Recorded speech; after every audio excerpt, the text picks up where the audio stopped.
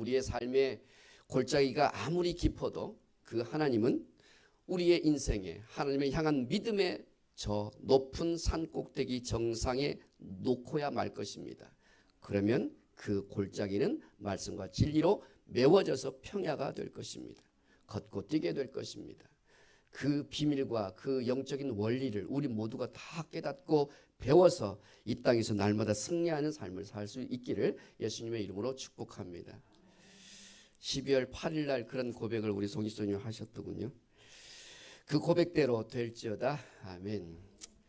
함께 오늘 이 시간과 그리고 다음 주는 우리 조대 목사님께서 주일 강단에 서실 거고요. 그 다음 주 또 제가 연이어서 2번 함께 말씀을 나누기를 원하는 주제는 찬양에 관한 말씀입니다.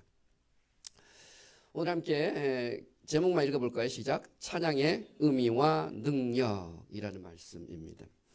오늘 성경 본문을 읽으셨는데 혹시 발견하셨는지는 모르겠지만 시편이 전체 150편으로 기록되어 있는데 그 중에 시편 제일 마지막이 150편이고 150편의 첫 절과 마지막 6절은 할렐루야로 시작하여 할렐루야로 마칩니다.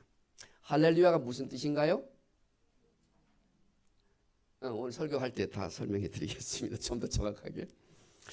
사랑하는 여러분, 여러분은 대중가요 좋아하십니까? 노래 아시는 곡이 얼마나 되나요? 많아요? 어떤 가수를 그럼 좋아하시나요? 50, 60대가 임영웅 가수를 좋아한다 하시던데 맞습니까? 아니면 여러분은 나훈아 씨를 좋아하시나요? 네. 아이유도 좋아하고 BTS, 드래곤, 나훈아, 이문세, 장윤정 씨도 인기 있던데요. 송대관, 태진아 아니에요. 송대관, 태진아, 이미자 씨는 70대가 좋아하신대요. 이렇게 지금 대답하고 반응하는 걸 보니까 30, 40대, 50, 60대, 70대 이상 때 나눠지는구만요. 여러분은 평상시에 일상생활을 하실 때 주로 노래가 흥얼거리면서 입술을 통해서 나옵니까? 아니면 찬양이 나옵니까? 찬양이 더 많이 나오나요? 우리 성가대원들은 일주일 내에 한 50번 이상 듣고 오셔야 되니까 찬양이 아마 많이 나오실 것 같은데 우리 성도들께서는 노래와 찬양 중에 내 입술에서는 한 주 동안 찬양보다 노래 가사가 자꾸만 떠오르고 부르고 싶은 노래가 찬양보다는 대중가요일까요? 찬양일까요? 노래와 찬양은 분명 차이가 있죠. 분명 있을 거예요. 몇 가지를 생각을 해보면 노래와 찬양을 할 때 대상 말이죠. 대상은 찬양은 누가 들으시는 거죠? 누구를 향해 하는 거죠? 하나님이시죠. 대중가요는요. 누구를 위해 대상이 누굽니까? 자기 자신이거나 대중들이죠. 대상이 달라요. 목적은요. 찬양의 목적은 하나님을 높여드리는 것입니다. 그런데 노래는요. 인기와 대중성이 목적입니다. 그래서 내가 얼마나 잘 불러서 반응이 좋아서 많은 사람들이 내 노래를 알아주는가. 이것이 그들의 목적이죠. 본질에 있어서 찬양은 하나님께 예배하는 것입니다. 그런데 노래는 예술, 엔터테인먼트, 그들의 감정 표현이라 할 수 있을 겁니다. 마지막으로 평가의 기준, 찬양의 평가의 기준은 뭘까요? 잘 부르는 것? 아니에요? 그럼 뭘까요? 찬양의 평가 기준은 우리의 마음이 하나님께 전달되고 하나님께서 그 찬양을 받으셨는가가 찬양하는 것의 진정 평가 기준일 겁니다. 잘 부르는 것도 중요하지만 그것보다 더 엄밀히 중요한 것은 하나님께서 우리의 찬양을 받으셨는가입니다. 그런데 노래는요, 내가 잘 불렀는가, 실수하지 않았는가, 대중들이 얼마나 호응하는가, 반응하는가, 조회수는 얼마나 되는가, 이런 것들이 바로 노래의 평가 기준일 겁니다. 그래서 노래는 찬양이 될 수 없습니다. 노래는 찬양을 대체할 수 없는 것입니다. 찬양은 누군가에게 들려주기 위한 노래도 아니고 공감을 얻기 위한 목적도 아니고 인기나 조회수를 위한 퍼포먼스도 아니죠. 오직 하나님께만 영광을 돌리고 그분을 높이고 칭송하는 예배의 언어가 바로 찬양인 것이죠. 음치여도 괜찮습니다. 박치여도 괜찮습니다. 눈치가 없이 계속 찬양해도 괜찮습니다. 왜요? 찬양의 목적은 잘 부르는 것이 아니라 내 마음이 하나님을 기뻐하는 것에 있기 때문에 그렇습니다. 앞에서 선곡하고 찬양 인도를 할 때 그 찬양을 내가 익숙하지 않고 모르는 찬양이라 하여 그 모르는 찬양이기 때문에 입을 닫고 계시는 것이 아니라 하나님을 높이는 찬양이므로 그 가사를 따라 부르고 따라오는 것이 맞습니다. 그 찬양을 따라가지 못할 것 같으면 기도하시는 것이 좋습니다. 그것이 바로 찬양의 의미이기 때문에 그렇습니다. 우리가 창조된 목적과 찬양의 그 이유가 무엇인가, 지난번에 제가 말씀을 드렸는데 예배 때에 이사야서 43장 29절 말씀에 내가 이들을 나를 위하여 지었다고 하나님께서 말씀하시면서 이는 나를 찬송하게 하려 함이라. 내가 이 백성을 내가 나를 위하여 지었다라고 말씀하세요. 이 백성은 뭇백성들이 아닙니다. 세상 사람들이 아니에요. 하나님께서 말씀하신 지목하는 바로 이 사람, the people. 바로 그 사람들, 내가 언약을 맺고 내가 그들의 하나님이 되고 아버지가 되고 그들은 나의 백성과 내 자녀가 되는 바로 그 사람들을 나를 위하여 지으셨다 말씀하세요. 여기서 지었다라고 하는 표현은 야차르라고 하는 히브리어예요. 야차르는 뭐냐면 토기장이가 흙을 빚어서 만드는 것인데, 토기장이가 흙을 빚어 만들 때 머릿속에 생각이 있어요, 없어요? 이 흙을 빚어서 어떤 모양으로 만들지 생각하면서 빚어요? 아무 생각 없이 그냥 손이 가는 대로 빚어요? 생각하죠? 의도하는 게 있습니다. 목적하는 게 있어요. 분명한 그의 뜻이 있습니다. 그 뜻과 목적을 가지고 빚는 것, 이것이 바로 야차르예요. 다시 말하면 하나님께서 우리를 당신을 위하여 지으셨다라고 하는 말씀은 당신을 위하여 우리가 그분의 목적과 그분의 뜻대로 살 수 있도록 우리를 빚으셨다, 이 말씀입니다. 그런데 하나님께서 그 뒷말을 말씀하시는 거예요. 이는 그들이 나를 뭐하게 하려고? 찬송하게 하려고, 나를 찬양하게 하려고 내가 그들을 빚었다라고 말씀하십니다. 성도 여러분, 우리의 삶의 존재의 목적과 이유가 무엇입니까? 나의 성공입니까? 나의 안일함입니까? 나의 안락함입니까? 세상의 성공입니까? 아닙니다. 더 본질적으로 중요한, 우리가 놓치지 말아야 될 하나님이 우리를 창조하신 목적은 분명히 오늘 본문에 말씀하고 계세요. 나를 찬송하게 하려 함이라. 여호와 하나님을 찬송하는 것이 우리의 본래의 존재의 목적인 것을 믿으시기 바랍니다. 이건 저의 권면의 말이 아니에요. 하나님께서 그렇게 우리에게 말씀하셨어요. 이것이 우리를 하나님께서 빚으시고 만드신 창조의 목적이래요. 나를 찬송해라, 나를 높여라, 나를 기뻐해라, 나를 즐거워해라. 그것이 너희의 힘, 파워가 된다. 느헤미야 8장 10절 말씀. 형편이 좋든 나쁘든, 감정이 기쁘든 슬프든, 상황이 좋든 안 좋든 상관없이 그런 것들은 중요하지 않아요. 내 입장은 중요하지 않아요. 그것이 내 찬양의 이유가 될 수 없어요. 송근희 집사님께서 저렇게 위대한 믿음의 고백을 할 수 있는 것, 아직도 그 문제는 끝나지 않았지만 그러나 내 입술의 고백은 여호와 하나님께서 하실 것입니다. 하나님을 신뢰하고 믿습니다라고 하는 그 믿음의 고백, 이 고백까지 그 상황 가운데서 상황과 상관없이 하나님을 향하여 하나님의 믿음을 고백하는 것, 이것이 믿음입니다. 이것이 진짜 믿음이에요. 성장하는 사람들의 특징이에요. 오늘 성경 본문도 우리에게 그렇게 이야기하고 있는 것이에요. 본래 praise, 찬양이라고 하는 말의 의미는요, 라틴어로 프레티움이라 해서 비롯되었대요. 프레티움은 뭐냐면 가치, 값. 요건 얼마일까요? 제 건 좀 비쌉니다. 이렇게 한 번 접혀지는 겁니다. 요즘엔 두 번 접히는 게 나왔다는데 눈이 안 좋아가지고 한 번 접히는 거야. 이거 얼마일까요?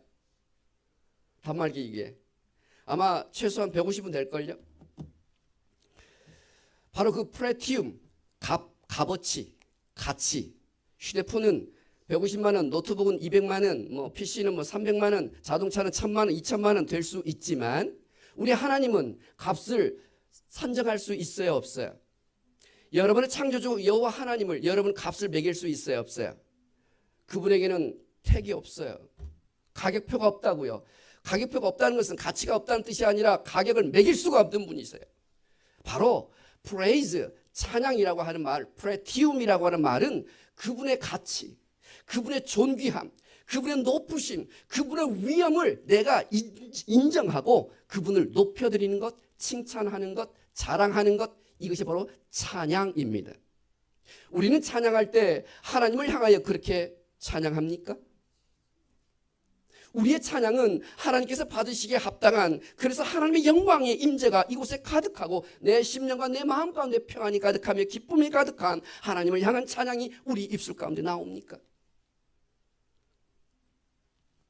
성경에 보니까 할렐루야라고 하는 말이 있는데 이 할렐루야라고 하는 말은 야, 끝에 야는요 야훼를 뜻합니다. 다시 다른 말로 여호와를 뜻해요. 하나님을 뜻합니다. 할렐이라고 하는 이 어근은 기뻐하다, 노래하다, 찬양하다, 높이다, 자랑하다라는 뜻이 있습니다. 그리고 명령형 복수예요. 그러니까 여호와를 찬양하는 것은 선택이 아닙니다. 취사 선택할 수가 없어요. 그것은 하나님의 당연한 명령이에요. 너희는 여호와를 찬양하라. 이것이 바로 할렐루야라는 뜻입니다. 한번 여러분께 한번 좌우에 한번 해보겠습니다. 할렐루야. 할렐루야. 그건 뭔 뜻이라고요?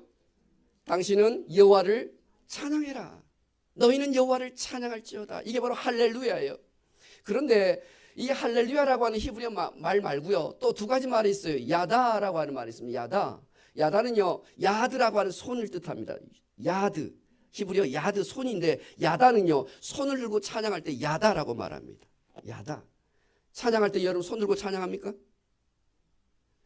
어떤 집사님이 찬양하면서 손 들고 찬양하는 것이 그렇게 힘들었던 모 집사님이 계셨어요. 우리 교회에. 그래서 손 들고 찬양을 저는 못하겠어요. 목사님 저한테 그런 분이 계셨습니다. 과거 일이에요. 그런데 요즘에는 그 집사님이 아주 자연스럽게 찬양할 때 손 들고 찬양하시더라고요. 찬양할 때 여러분이 하나님을 기뻐하지 않으면 손 들고 찬양할 수 없습니다. 그렇지 않나요? 하나님을 소망하고 기대하지 않으면 내 손이 올라가지 않아요. 그분을 향하여. 손을 올린다는 건 뭘 뜻하는 거예요? 내가 항복한다는 뜻이잖아요.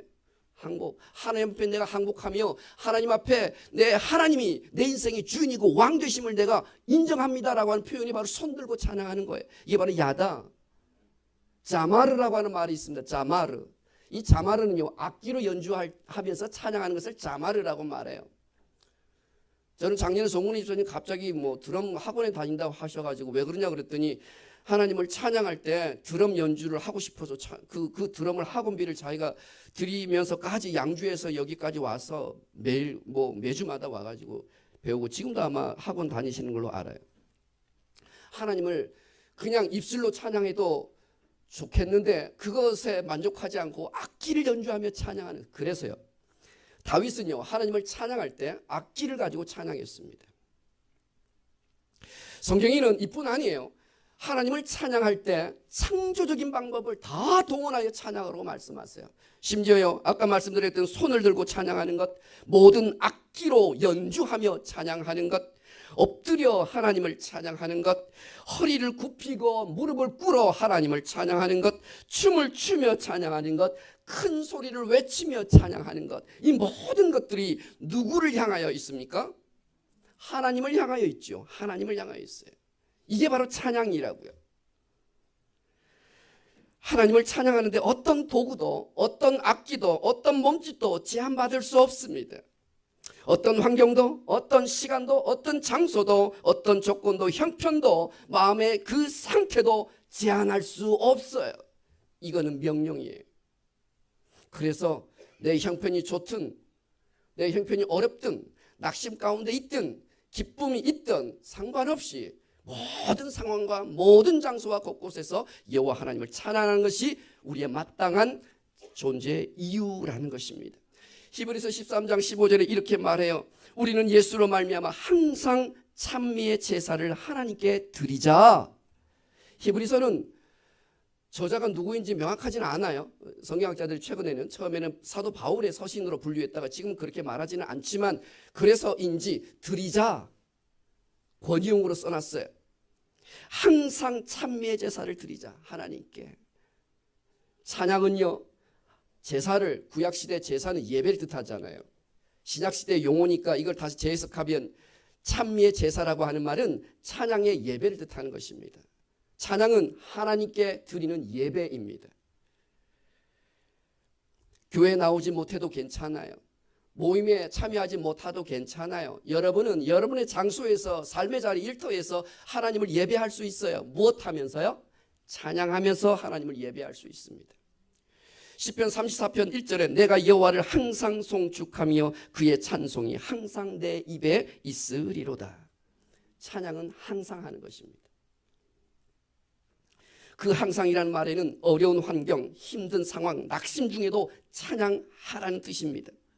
찬양은 기분 좋을 때, 상황이 개선된 후 반응하는 감정의 표현이 아니에요. 그거는 그냥 세상의 대중가요, 노래인 것이죠.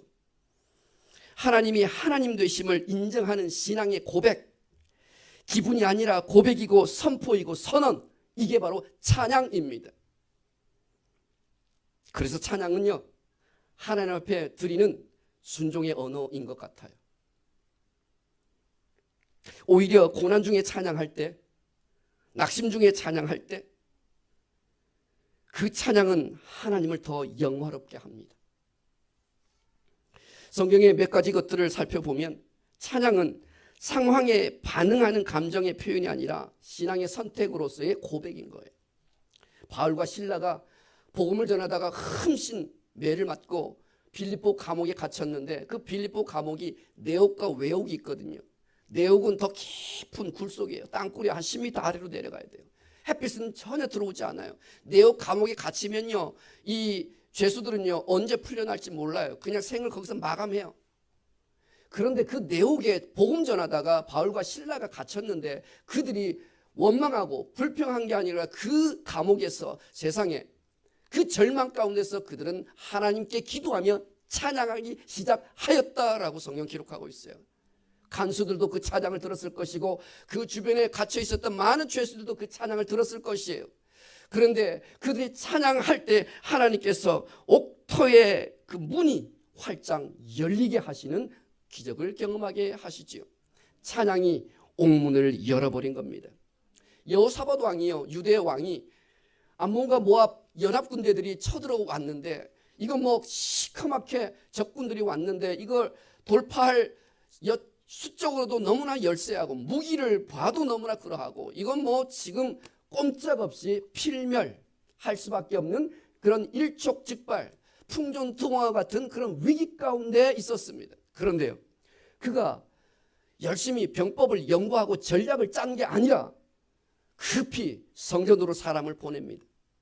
예루살렘 성전에 보내어서 성전에서 하나님 앞에 예배할 때 찬양하는 그 찬양단을 급히 급파를 시킵니다.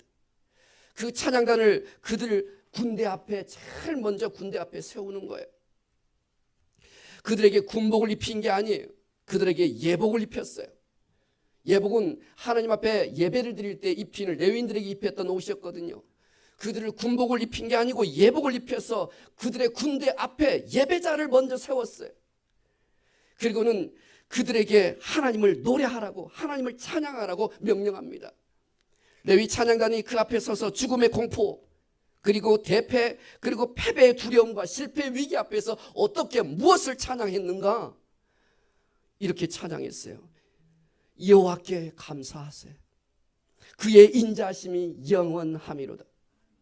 지금 창 맞아 죽을 지경이에요.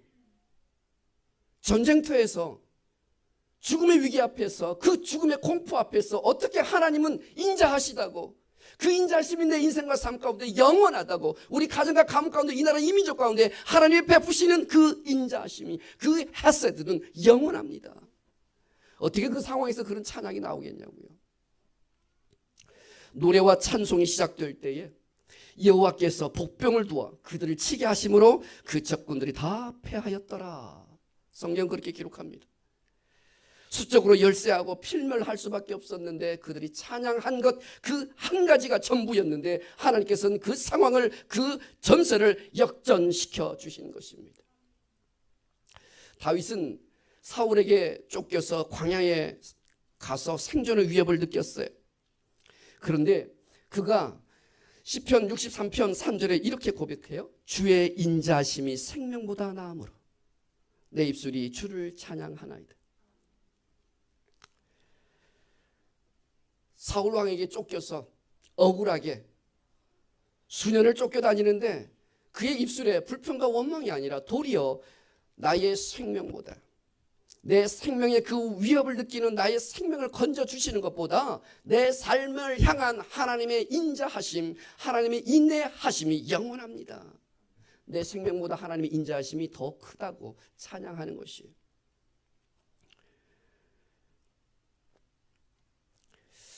어떻게 이와 같은 삶을 우리가 살 수 있을까요? 이와 같은 스피릿, 이와 같은 영성을 우리는 어떻게 가질 수 있을까요? 욥은요, 모든 것을 하루아침에 잃어버렸어요. 그의 재산을 다 잃어버렸고 그의 아들, 딸들 10명을 다 하루아침에 잃어버렸어요. 해석이 돼요? 설명이 돼요? 이 고난이, 이유 없는 이 고난을 여러분은 받아들일 수 있어요? 그 상황 가운데서도 여러분은 찬양할 수 있어요? 하나님이 우리를 향한 하나님의 그 선하심, 그 인자하심을 여러분은 고백할 수 있어요? 욥은 그렇게 고백했어요. 그가 땅에 엎드려 여호와를 경배하며 이르되 주신 이도 여호와시요 거두시는 이도 여호와시니 여호와의 이름이 찬송을 받으실지어다.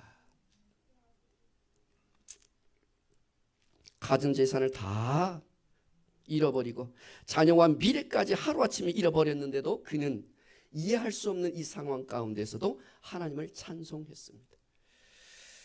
그래서였을까요? 욥이 그렇게 하나님을 끝까지 신뢰하고 믿었더니 하나님이 도리어 그 이후에 그에게 빼앗겼던 모든 재산의 2배나 주시고 잃어버렸던 자녀들을 다 다시 그에게 허락하셨다는 사실을 우리는 욥기서를 통해서 알 수 있습니다. 찬양은요, 내 형편과 내 입장과 상관없어요. 도리어 내 형편과 입장이 어려울 때 그 어려움을 딛고 그 위에서 일하실 그 상황을 여호와 하나님께서 역전시키시고 나를 승리하게 하실 그 하나님을 높이며 찬양할 때 도리어 옥문이 열리게 될 줄 믿습니다. 여러분이 인생 가운데 닥쳐있는 그 문제의 문이 열리게 될 줄 믿습니다. 역전되는 하나님의 그 은혜가 여러분 가운데 임하게 될 거예요. 생각해 보세요. 그 상황, 낙심할 수 있는 그 상황 가운데 우리가 선택할 수 있는 건 2가지입니다. 그렇죠? 하나님을 찬양하든지 아니면 낙심하여 그냥 풀썩 주저앉든지 둘 중 하나예요. 사실 선택할 수 있는 게 별로 없어요. 무엇을 선택하시겠어요? 다윗과 같은 그 고백을, 욥과 같은 그 고백을, 여호사밧과 같은 그 고백, 바알과 실라와 같은 그 고백, 하나님을 찬양합니다. 바로 그 찬양 가운데 임하셔서 하나님이 그들의 인생과 삶을 바꾸어 주셨던 것처럼 낙심 중에서도 찬양하여 영적인 승리를 가져갈 수 있기를 예수님의 이름으로 축복합니다. 참 독특한 것은 말씀을 준비하다가 그런 표현이 있다는 걸 처음 알았네요. 사무엘하 23장 1절, 이 사무엘하에서는 이제 다윗이 마지막 자기 생애를 마감하면서 유언을 남기는 장면인데 그가 자기를 일컫는 자기의 평생의 삶을 규정하는 것을요, 나는 왕이다라고 자랑하지 않았더라고요.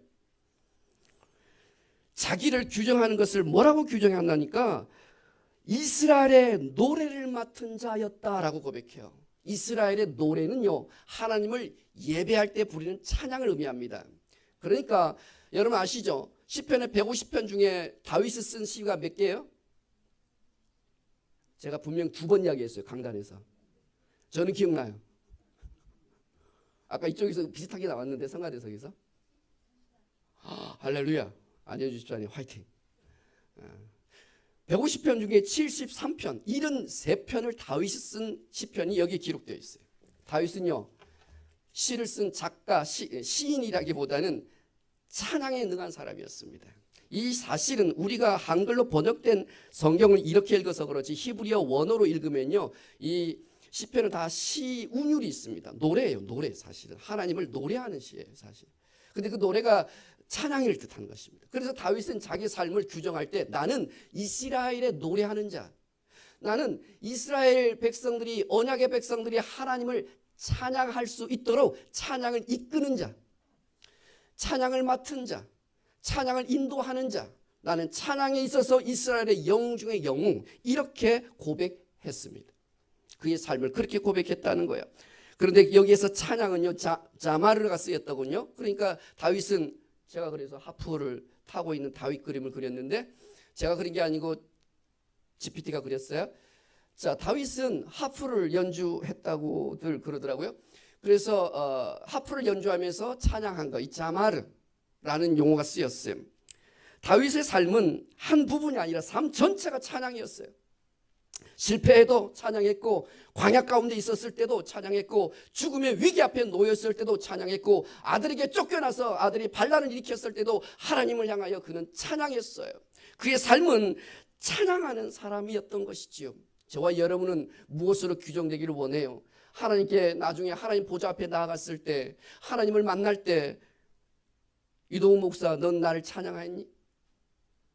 모 권사, 모 집사, 모 장로, 모 성도들에게 하나님 물었을 때 찬양하는 사람으로 그렇게 하나님께서 인정하시는 그런 성도들이 될 수 있기를 예수님의 축복합니다. 하나님은 찬양 속에 임하세요. 성전 찬양대가요, 솔로몬이 성전을 지어놓고 성전 봉헌식을 하는데 기도가 다 끝난 다음에 성전에 세웠던 그 찬양단이 찬양하는 순간, 그리고 온 백성들이 하나님의 그 높으심과 위대하심과 존엄과 거룩하심을 기뻐하며 찬양하는 바로 그 순간, 성전에 하나님의 영광이 얼마나 강렬하게 임했든지 제사장들이 성전에 들어가서 하나님을 섬기지 못할 정도였다고 이야기해요.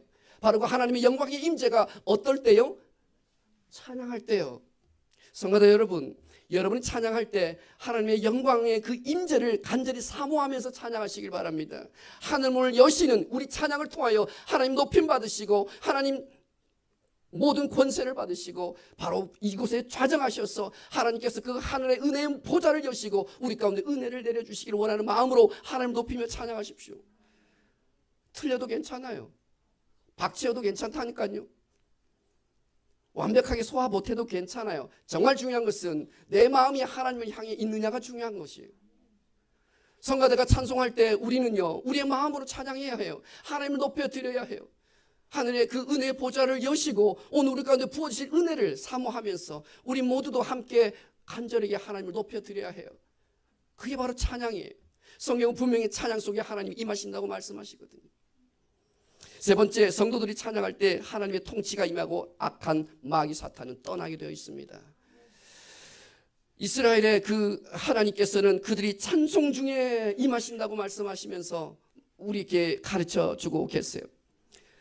다윗이 시편 22편을 썼을 때는 고난의 한복판에서 썼던 거예요. 그럼에도 불구하고 하나님이 여전히 내 인생의 왕이십니다. 나를 다스려 주시는 분이십니다. 라는 고백이 바로 시편 22편의 말씀이거든요. 하나님은 거룩하십니다. 그 찬양 중에 하나님의 거룩하심을 찬양합니다. 하나님의 그 왕의 그 보좌를 기쁨으로 받아들입니다. 찬양할 때 하나님께서 우리의 인생과 우리의 삶 가운데 오셔서 그 공간을, 그 일들을 통치하기 시작하십니다. 하나님 거룩하신 분이시죠. 하나님 진실된 분이시죠.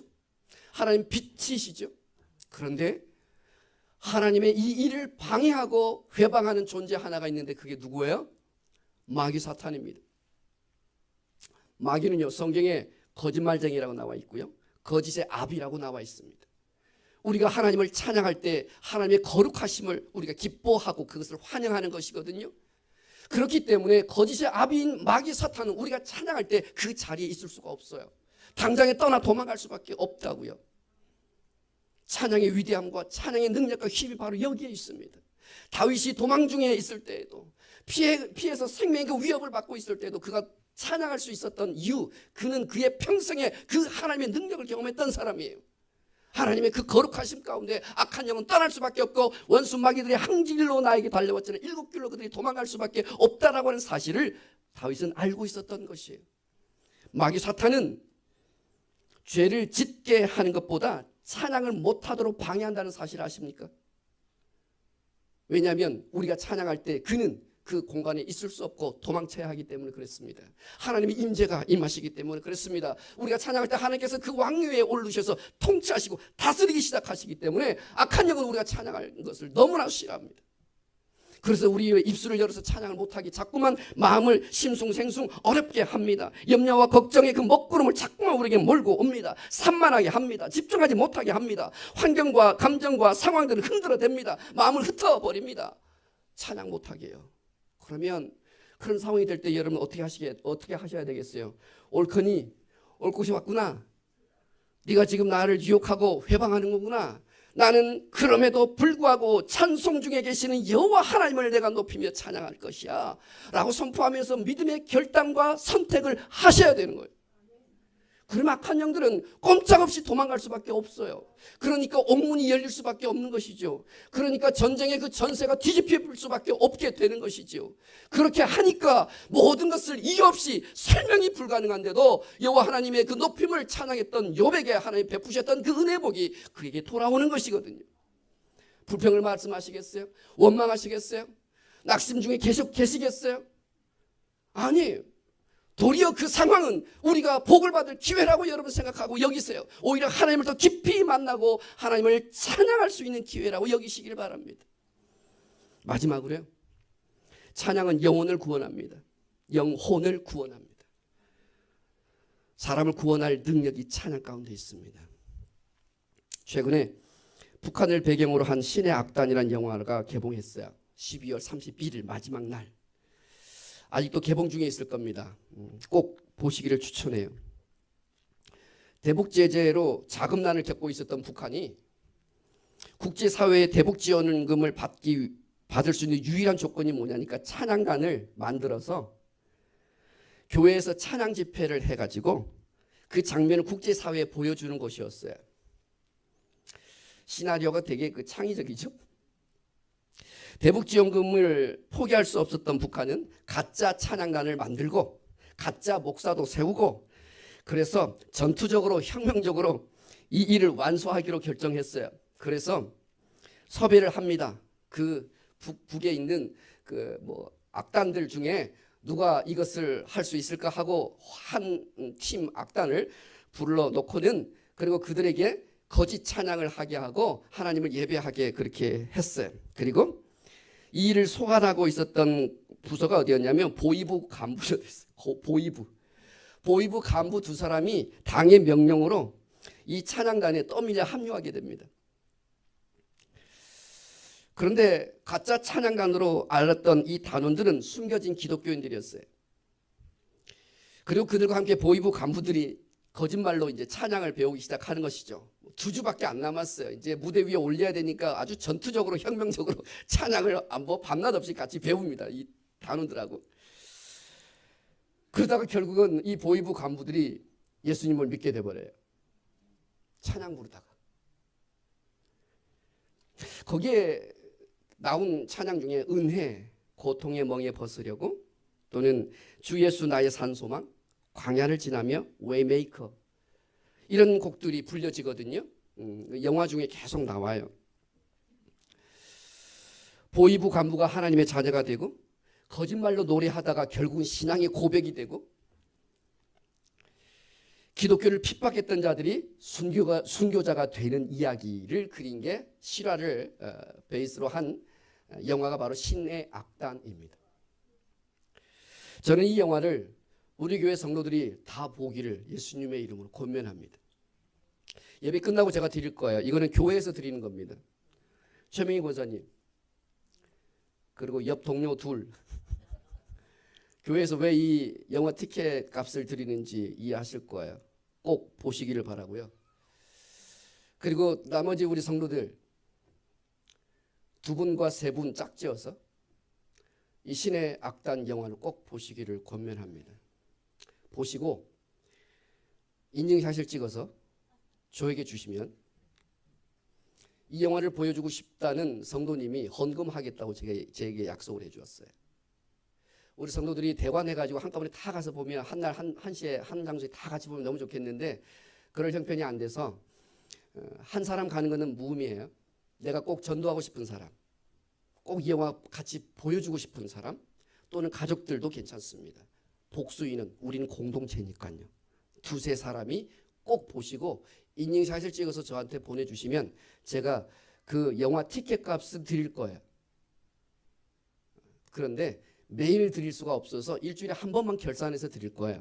그러니까 좀 기다리시고 인증샷이 안 오면 소용없어요. 인증샷을 찍으면 제가 그 티켓 값을 개인 계좌로 넣어드리겠습니다. 저는 요거를 교회 헌금으로 받아서 원하시고 또 참여하신 성도들에게 다 나눠줄 생각입니다. 팝콘은 여러분 사비로 사드세요. 그것까지는 사드릴 수가 없고 여러분께서 이 영화를 꼭 보시라는 차원에서 교회에서 권면하는 그런 거니까요. 그 영화를 통해서 우리 북한 땅이 문이 열리고 예수님을 구주로 주님으로 영접하는 놀라운 기적들이 일어날 수 있게 될 축복합니다. 우리가 그 일에 함께 참여하고 동참할 수 있기를 바라요. 찬양은 왕이신 하나님의 성품을 기쁨으로 인정하고 그분을 높여드리는 것이에요. 나의 기분과 상관없고 나의 입장과 상관없는 것이에요. 그것은 우리의 존재의 유일한 목적이어야 해요. 가장 큰 목적이어야 해요. 찬양은 상황에 반응한 것이 아니에요. 믿음의 선택입니다. 우리는 하나님을 찬양하기 위해서 창조되었어요. 전투적으로 혁명적으로 하나님을 찬양하십시오. 매 순간 역설적으로 하나님을 찬양하시고 하나님을 기뻐하세요. 그 찬양 속에 모든 상황을 여호와 하나님께서 임하셔서 바꾸어 주실 것이에요. 닫힌 감옥문을 열어줄 것이고 메마른 광야는 더 기름지게 할 것이고 불리한 전세들은 역전시켜 줄 것이고 이해할 수 없는 상황도 하나님의 합력하여 선을 이루시는 열매를 맺게 해 주실 것이에요.